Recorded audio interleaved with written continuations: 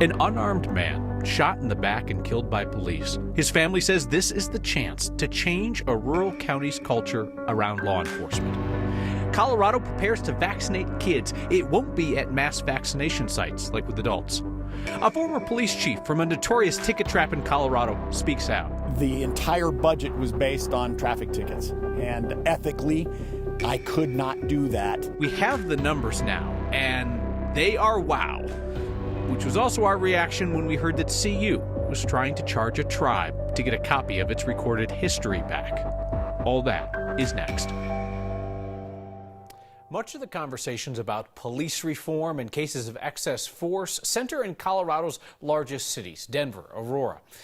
A newly filed lawsuit challenges a rural county's culture around policing after a man was shot and killed there 18 months ago. He was shot in the back as he ran away, unarmed. Zach Gifford's family told our Marshall Zellinger what they're hoping to change. Zach Gifford was killed for running away, not for criminality. Zach Gifford's life ended in this field in rural Brandon, Colorado, in Kiowa County. We back law enforcement. We love our law enforcement. We would not want to harm in any way, shape, or form, but we just want to see, the justice done for our son. Larry Gifford wants accountability after his son was killed by 3 shots in the back by the Kiowa County undersheriff and a deputy in April 2020. There is no way that can be justifiable. The civil rights lawsuit details the shooting. Gifford and his friend were trying to unload a log splitter outside a home that was under surveillance by the Kiowa County undersheriff for drug activity. Their vehicle was pulled over here for failing to signal. The lawsuit details what is described as an unconstitutional search of Gifford and his friend. The deputy felt a baggie in the coin pocket of Gifford's pants. Gifford, who was not armed, ran into a field.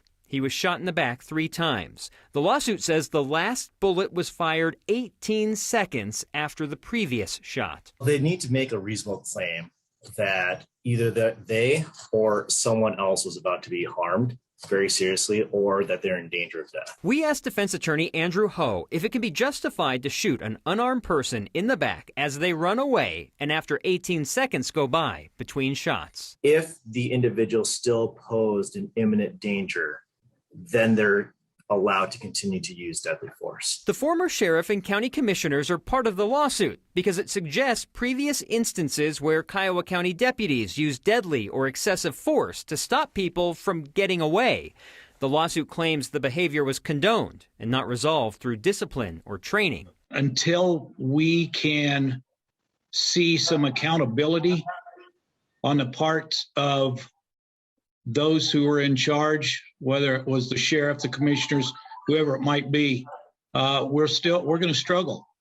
And that's a part that we struggle with the most. I talked with the Kiowa County administrator who had not read the lawsuit when we talked this morning. This afternoon, I was told the county commissioners had no comment. The sheriff, who was not involved in the shooting, resigned in June. It was not part of his resignation letter. The undersheriff was fired in March after journalist Susan Green first reported the details of this shooting, and the deputy involved was charged with a trial that is set to begin in January, charged with a crime. Okay, so that criminal trial, different set of standards than what we're talking about with his family's lawsuit. Right, the criminal, you have to prove beyond a reasonable doubt that that person did what the charge is, which is attempted second-degree murder, versus this case, which is just, I think it's preponderance of the evidence, more than 50%, that they're responsible for the death of their son. Glad this case is getting some more attention. Susan Green did excellent work on it, but the conversations in rural communities are starting to percolate as well, Western Slope and on the Plains. Marshall, thank you. So Morrison has a bit of a reputation as a ticket trap, because it is. 98% of police calls initiated by officers were traffic stops last year. The town was hoping to bring in more than $1 million in ticket revenue. The new police chief told town leaders that wasn't possible, and she resigned 2 days later.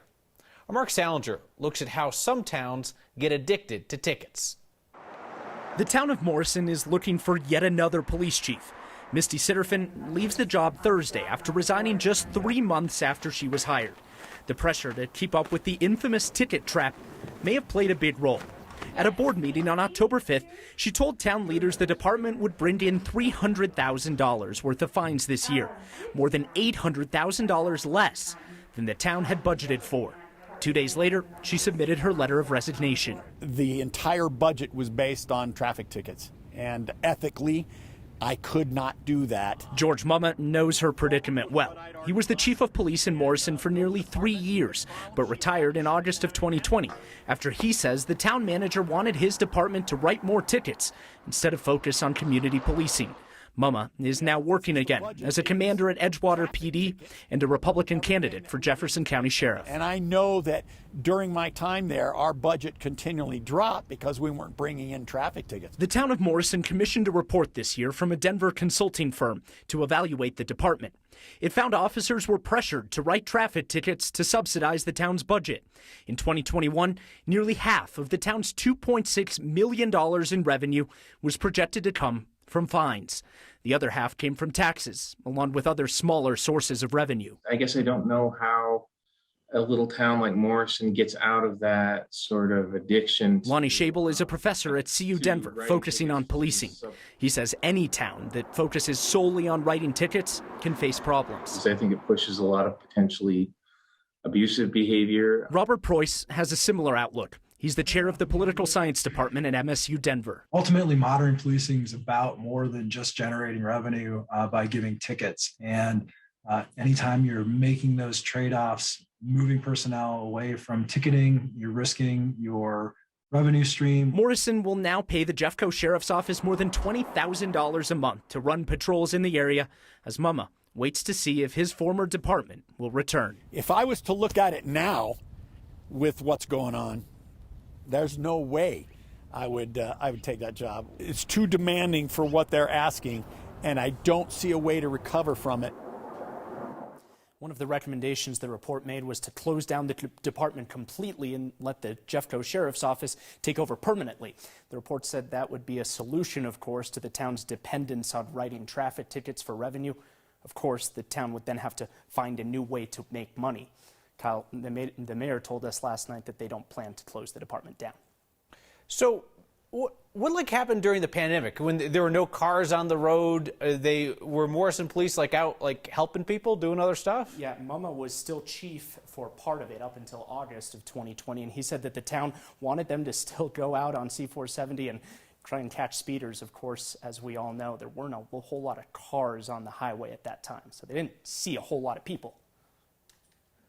Wow. Well, that's interesting. The town is very adamant that they're going to keep a police force, a.k.a. revenue generation department. They need the money. Yeah. Interesting stuff. It's interesting, really, to see the hard numbers. Mark, thank you.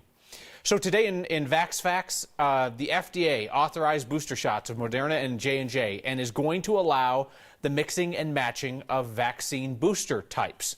Because you often write in and ask, and because I have promised to be transparent on this, I'm planning to boost my original J&J shot with a Moderna shot when it becomes officially available. You do you. CDC is going to meet on that issue tomorrow. Shots for younger children are also closer to approval today. Colorado's health department is getting ready for vaccinations for 5 to 11-year-olds. The feds say they have enough of Pfizer and BioNTech's youth vaccine, and the feds want it given out at schools, community centers, at pediatricians' offices, not at mass vaccination sites like we did with adults. This could get the official okay from the regulators in a few weeks. So right now, Colorado's taking vaccine pre-orders from providers and is planning out those smaller clinics. The state told us there would be some larger vaccine clinics on the evenings and weekends when kids are out of school. Colorado's COVID-19 hospitalizations are at their highest point so far this year, and they spiked again today. Another 50 new patients brings us to 1,094 people with serious enough cases of COVID that they need to be in the hospital. Vast majority are from the unvaccinated minority of Coloradans. We've talked about the high country housing crisis. There just isn't enough available affordable housing, especially for the seasonal workers who make our high country adventures possible.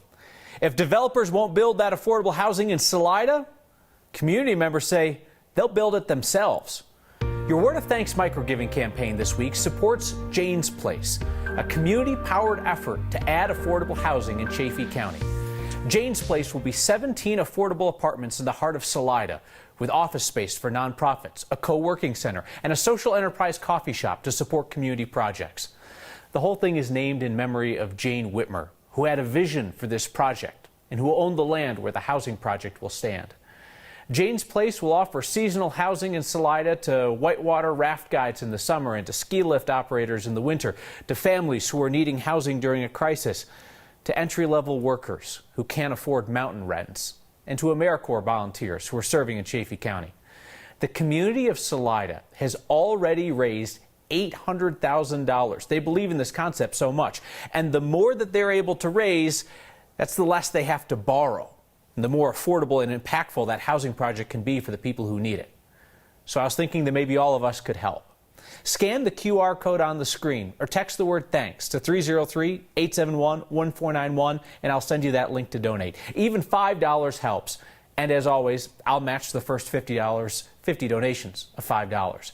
You know, it's easy to feel powerless hearing about the affordable housing crisis in Colorado's high country. Salida and Chaffee County have a great idea, and they have a lot of momentum. So let's help them make it happen. Those are very valuable to us. It's awesome to hear a recording of my grandmother, of an elder, of one of my family members. CU holds some very valuable history of the Lakota tribe, and CU wanted cash to give the tribe a copy of the recordings. Colorado's getting a new state park, and state taxpayers didn't have to buy the land. Sweet deal. Sweetwater Lake. We'll go there next.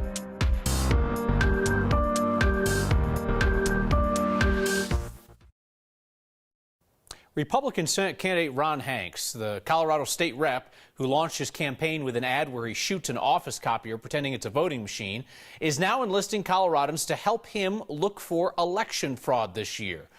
A campaign email today asked people to call Hanks's election fraud hotline if they receive a ballot that is addressed to someone else. That, of course, is not election fraud. There's any number of reasons why that mistake might happen. It's only election fraud if somebody then fills out that wrong ballot, falsifies the signature, and sends it in. If you get the wrong ballot, you can call your county clerk to straighten it out. Or you can call the hotline of the Senate candidate who shot up a pretend voting machine. Still can't get over learning yesterday that Denver's voter information guide is basically just a printed out Facebook comment section. Marshall Zellinger was telling us the information provided in Denver's voting guide does not need to be factual. So we are focused on issue 2C, which would allow the city to borrow money for transportation needs, including bike lanes. The voter guide information that summarized opposition to 2C cited what was described as a recent study of how many people are using the South Broadway bike lane, suggesting the infrastructure is not being used. Well, we got in touch with the citizen who wrote the 2C opposition. Her study was when the head of the Colorado Auto Dealers Association said that he watched the bike lane for 2 hours 2 years ago. We mentioned to the citizen that's not what a study is. Studies like voter guides, or so we thought, are supposed to be about like research and facts. She told us, quote, "It didn't ask for facts, it asks for comments."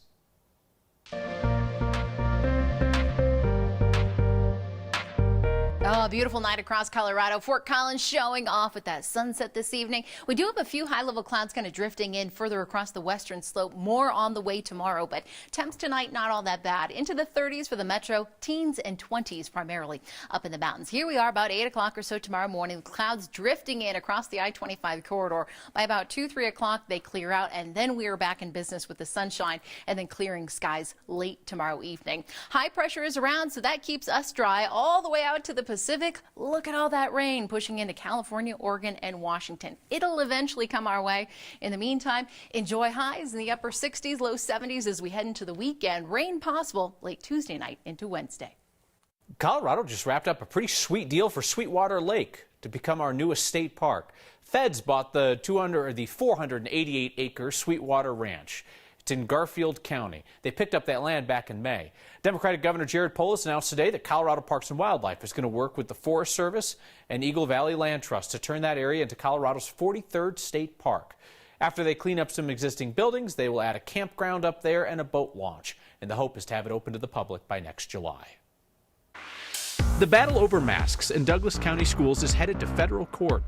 A dispute involving a tribe's history has been resolved locally. When universities and researchers, linguists, anthropologists take this view, then what they were doing was extraction. A member of the Lakota tribe wanted some recordings and transcripts of his elders. CU originally told him to pay up. That's next.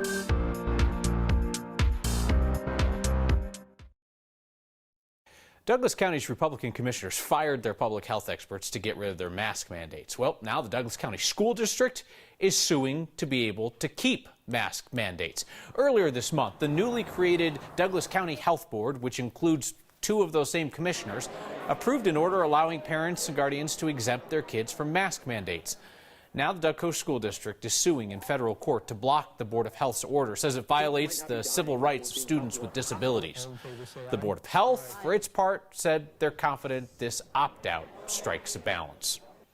You know, a little public attention caused the University of Colorado to change course this week. The Lakota tribe is now getting copies of old recordings of its elders, free of charge. CU initially wanted to charge them, raising real issues about who exactly owns the history and heritage of Indigenous people. Ray Taken Alive is a teacher on the Standing Rock Nation in South Dakota. He tweeted yesterday that he had written to CU asking for copies of Lakota language learning materials, recordings, and interviews. CU said, sure, but there'd be a charge for copies of his people's history.